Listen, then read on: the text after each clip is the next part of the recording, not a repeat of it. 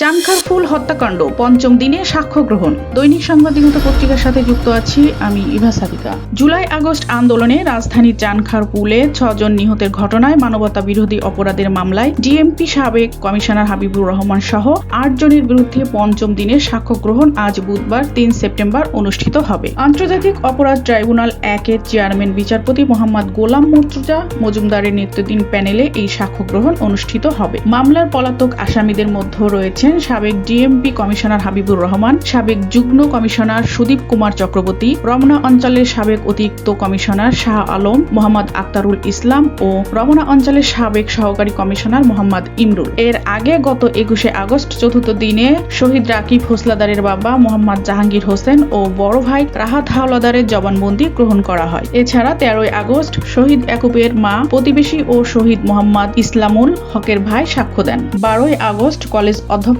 আঞ্জুয়ারা ইয়াসমিন ও শেখ মাহদি হাসান জুনায়েদের বাবা জবানবন্দি দেন। মামলার প্রথম সাক্ষী ছিলেন শহীদ আনাসের বাবা শাহরিয়ার খান পলাশ। চানখারপুলে 2024 সালে 5 আগস্ট শিক্ষার্থীদের শান্তিপূর্ণ আন্দোলনের সময় পুলিশ গুলি চালায়। এতে শাহরিয়ার খান আনাস, শেখ মাহদি হাসান জুনায়েদ, মোহাম্মদ ইয়াকুব, মোহাম্মদ রাকিব হালদার, মোহাম্মদ ইসমামুল হক ও মানিক মিয়া শাহরিক নিহত হন।